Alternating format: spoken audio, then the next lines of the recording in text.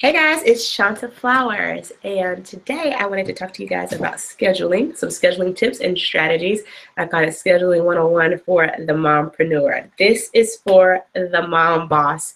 This is for the mom that wants to keep her family first, whose family is her top priority. And I've been in business for about 4 years. And in that, one thing that I can say is that I have been able to keep my family my very, very top priority. They know it, and the people that do business with me also know it. So I have lots of other things that I could definitely work on. Even productivity is one of them, but I have learned how to make sure that I get in there and keep first things first. So let's talk about it. We hear a whole lot about balance, balance, balance, balance, how you should balance a life, work-life balance, and balancing your family and balancing all those things. And even though I get why people use the word balance, and I guess I do believe in balance for what it's supposed to be, for the most part, when I think and visualize balance, I'm thinking about the scales, right? And I'm thinking about balance like this. And that's what it reminds me of. And so what I've come to realize for a person who tried to quote unquote balance it, I thought that's not absolutely correct for me. Because if we were to draw a circle of pie and divided, each section of my life is not equal. It does not mean that the others aren't important, but they aren't equal and they don't look the same every day, and they switch around and they fool around. And so trying to have this balance that we're all in search of, trying to do that every single day and making sure that everything gets the same amount of time and opportunity and energy wasn't quite right for my life and my family. So I wanted to share with you guys how I look at my schedule. And instead of looking at things as balanced, we look at things as priority. And it hurts to hear that because you don't want to think that other things aren't a priority, but that is the way that I'm able to get my life in order so that the people who are the most important to me feel that way, and then I'm able to display that to them. So I put things in order of what's really important, and those things change. But the one thing that doesn't change ever, ever, ever, ever is my family. So let's get to the meat and potatoes. I'll show you some of the things that I use. I don't see my phone, but my phone is one of the things that I use. I'm one of those people that I like to write it down on paper and pencil. However, I also am chronically late. So I need an alarm. And so for my phone to go off, so I have several things that I'm looking at just visually so things can fire off at me to remind me about what needs to be done that day. So I have my phone, so I use my Google Calendar on my phone. I have this, it's called a day designer. I don't know if you can kind of see it. It's really cute by a really sweet lady named Whitney English. It's pretty awesome. And if you open it up, it has a month view, and then it also has a day view that is broken down, excuse me, and it has like a schedule, right? So you can keep your to-do list and stuff in that. And then I also have the big handy dandy old school desk calendar, and that's awesome. I use that a lot. And then, like I said, I have my phone, and then I have some other stuff that I also sometimes use online, but those are the major things. Now, this is really for the mom who has children that are in school. My son, even beforehand, he still had he did pre-K, and before that he did a mommy's day out. And I think those that aren't in school can still utilize the same thing.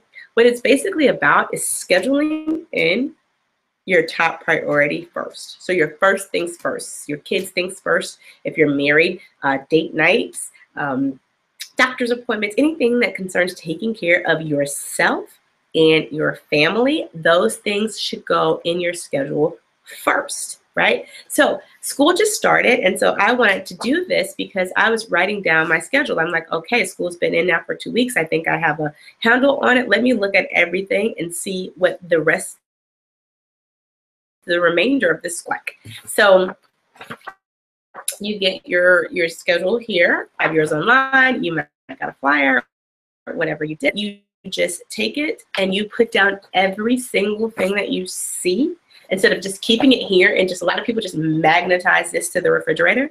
No, you're not going to do that. You're going to actually take all of these dates and you're going to put them in your calendars. Now, you don't have to use this many as me, but I have this one that's kind of like desk that my husband sees, and I have the one that has a to-do list. So for me, it's just easier to have what I need to do in multiple places. I put down everything, every single thing. Even if there are things that we aren't going to do, even if there are things that we aren't going to go through, I put them down so that I know when they are, where they are, and I'm able to see if that's something that I can delegate, or if it's something that I actually have to go to, or if it's something that we're going to skip altogether. So if you put that down first, then you have the rest of that school year planned out. It's already there. So you already know this is a conference, or the conferences are on these days. Even if you don't know your exact date or your exact time, you kind of know when they are. And so you know that if someone asks you to do something on those days, you have to stop and say, wait, I need to find out when the conference is, my parent conference is first, before I'm able to accept that engagement. So field trips, all those things, everything that you have access to right this second, you want to put those things in your calendar first. Anything that's reoccurring that you know that you guys do, even things that are as small, that it's not small to go to church, but you may think, okay, I do that every Sunday. No, I would put it down. If you have date night with your spouse, like I said, put it down. One of the things that I have used is a pencil. That way you can erase, and that things aren't chaotic with a bunch of strikeouts and ink everywhere, because sometimes things change, and so you need to be flexible. So a pencil is great to write out your list, but you want to have those things in, put them in the dates. Even if you don't know the times, just put them there so that you visually can kind of see what you have to work with, because after you do that, then you want to put in any vacations that you know about, school, when the breaks are, all of those things, you want to put them there first. Take care of your family first, so that you can make sure that you're there at that football game or basketball game, and that you're making it to parent-teacher conference, and that you're at all of the things that you need to be at, that your kid would like to see you and expects you, and that you don't miss those moments, because that's why we do all this, so that we're there to be there for those important moments in their lives, so we can't miss them working or doing something else or accepting engagements because we had a failure to know when they were. So you want to put those things there, and it'll be less complication with declining things later if you already know what you have. So I'll do those with the field trips and the date nights and everything else, the big calendar, the personal, the phone. And then with the phone, you're also able to take that, and if I use Google Calendar, if your spouse has Google Calendar, then things that they need to be at, you can invite them to, so they kind of have a log of what's going on. And if you have this big calendar here, they can just come in and kind of like look and take a look. If you have a spouse that travels out of town, you want to put those dates in, anything that's very, very, very, very important. And then you want to kind of also look at, when do you spend that time, even family date night, you want to schedule those. Can those change? Are those flexible? Yes, they are. But you want to put them in so that you aren't giving up a lot of date nights with your spouse or your family, or you aren't giving up a ton of weekends. So you want to put those in your schedule already, so that they already exist there, so you can tell if you're doing too much of moving around and too much flexibility there, or if that day maybe needs to change, because now you've noticed that every Wednesday night you have X going on. So that is what you want to do first. So for me, it is my family is first. Myself, I also put in the things for myself. So I think working out should be in your schedule. It doesn't necessarily have to be on your calendar, but it should be in your schedule. So if you have a certain time, I think you should time and date it. I think you should treat it just like an appointment, so that you can take care of your body. So working out, if you have special quiet time or something, you want to put those times in, because you need them to function